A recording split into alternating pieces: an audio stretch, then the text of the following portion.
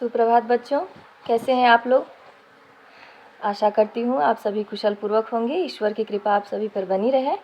बच्चों, आज हम पढ़ेंगे हिंदी में पाठ 2 नचिकेता, जो कठोपनिषद की कहानी पर आधारित है ना।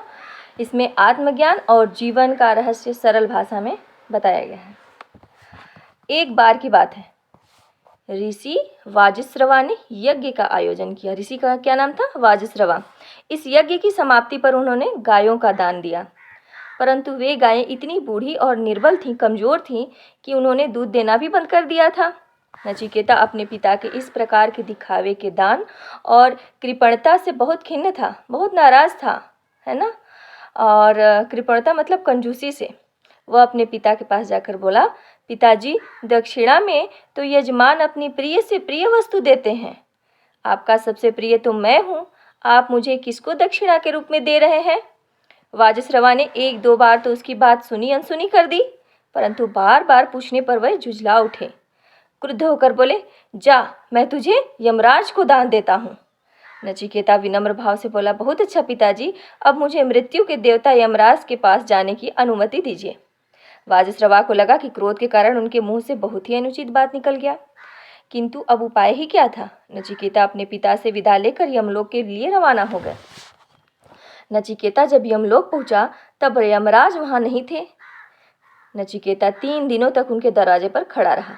यमराज जब लौटे तो उन्होंने एक ब्राह्मण कुमार को द्वार पर खड़ा देखा। उन्होंने नचिकेता से आने का प्रयोजन पूछा। नचिकेता ने अपने पिता के यज्ञ की सारी कथा सुनाकर आने का कारण बताया। यमराज बोले, नचिकेता, तुम 3 दिन से मेरे दरवाजे पर भूखे प्यासे खड़े हो। मुझे इस बात का बहुत दुख है। मैं तुम्हारी पितृभक्ति और उदार विचारों से बहुत प्रसन्न हूँ, इसलिए मैं तुम्हें 3 वर देना चाहता हूँ। बोलो, क्या मांगते हो। नचिकेता बोला, हे प्रभु, यदि आप मुझ पर प्रसन्न हैं तो मुझे यह वरदान दीजिए कि मेरे पिताजी का मुझ पर क्रोध शांत हो जाए। ऐसा ही होगा, यमराज ने कहा। तुम्हारे लौटने पर तुम्हारे पिता अपना सारा क्रोध भूलकर तुम्हें गले लगाएंगे। अब तुम दूसरा वर मांगो। नचिकेता ने दूसरा वर मांगा, हे देव, मुझे स्वर्ग को प्राप्त करने के उपाय के बारे में बताइए। स्वर्ग के बारे में नचिकेता की जिज्ञासा जानकर यमराज को कुछ आश्चर्य हुआ। यमराज ने नचिकेता को वे सब विधियां समझाई जिससे मनुष्य स्वर्ग को प्राप्त कर सकता है।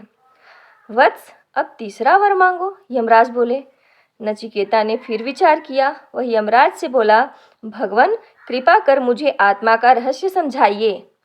यमराज को ऐसे गंभीर प्रश्न की आशा नहीं थी। वे बोले, वत्स, तुम अभी बालक हो, आत्मा का रहस्य तो बड़े बड़े विद्वान भी नहीं जान सके हैं। तुम मुझसे कोई और वर मांग लो। नचिकेता अपनी बात पर दृढ़ता से अड़ा रहा। वह बोला, जब बड़े बड़े विद्वान भी आत्मा का रहस्य नहीं जान पाए हैं, तब तो मैं आत्मा का ज्ञान अवश्य ही प्राप्त करूंगा। आप मुझे कृपा करके आत्मा के बारे में बताइए। यमराज ने नचिकेता को अनेक प्रलोभन दिए, अनेक लालच दिए, फिर भी वह आत्मा का रहस्य जानने के लिए अड़ा ही रहा। संसार का कोई प्रलोभन उसे अपने निश्चय से नहीं डिगा सका। अंत में प्रसन्न होकर यमराज ने उसे उपदेश देना आरंभ किया। बोले, आत्मा न तो कभी पैदा होती है न मरती है, वह अजर अमर है। शरीर के नष्ट हो जाने पर भी आत्मा विद्यमान रहती है, परंतु उसे हम अपनी इंद्रियों से नहीं देख सकते, क्योंकि वह निर्गुण है और निराकार है। उसके अंदर कोई गुण नहीं है, उसका कोई आकार नहीं है, उसका कोई रंग नहीं है, कोई रूप नहीं है। आत्मा का ज्ञान ही सच्चा ज्ञान है। वत्स, आत्मा का ज्ञान बहुत गूढ़ विषय है और इसे वे ही समझ सकते हैं जो सांसारिक आकर्षणों को ठुकराकर साधना के मार्ग पर चलते हैं। इसलिए पुत्र, श्रेष्ठ व्यक्तियों के पास जाकर उनसे ज्ञान प्राप्त करो। नचिकेता ने यमराज के उपदेशों को समझा और उन पर आचरण किया। वह बड़ा होकर महान विद्वान और धर्मात्मा ऋषि बना। तो आशा करती हूँ बच्चों, आपको ये कहानी बहुत अच्छी लगी होगी और आगे के अभ्यास में हम लोग फिर से पढ़ेंगे।